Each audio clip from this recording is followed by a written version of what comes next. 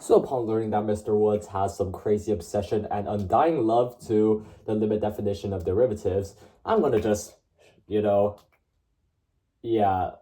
come on. I'm just gonna show you guys the faster way to do derivatives. So the first rule I'm gonna show you is gonna call the power rule.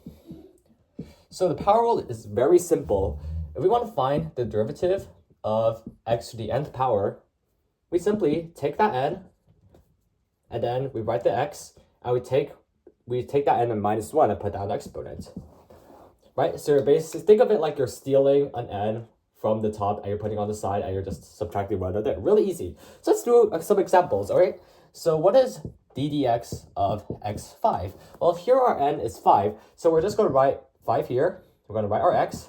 And what's 5 minus 1? Of course, it's 4. So that is our answer. You don't need to write all that stupid limit definitions, right? Oh, that's so much work.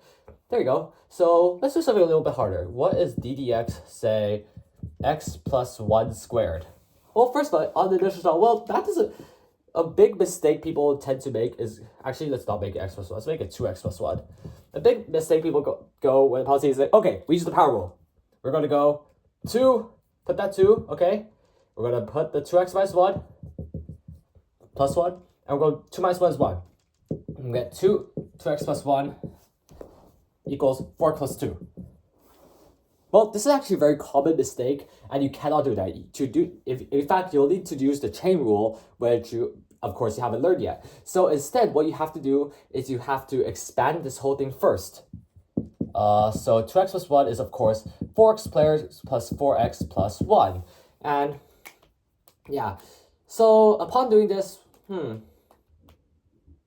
now what we can do is we can use the power rule that we just found here. And of course, we have to split this up into 3 separate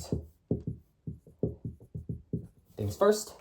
And what's d dx for x squared? Well, it is, of course, first of all, we got the 4 out, and then we have the 2 on top of the x, but the 2x, 2 minus 1 is 1, so we just ignore, we don't have to write it. 4x is, of course, 4, use the same logic, and d dx is about 0. And once you do that, you get 8x plus 4. Yeah, there you go.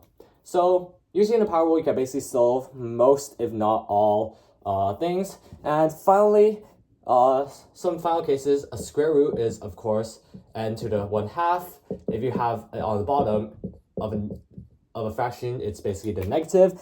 So yeah, once you do this, you can solve anything.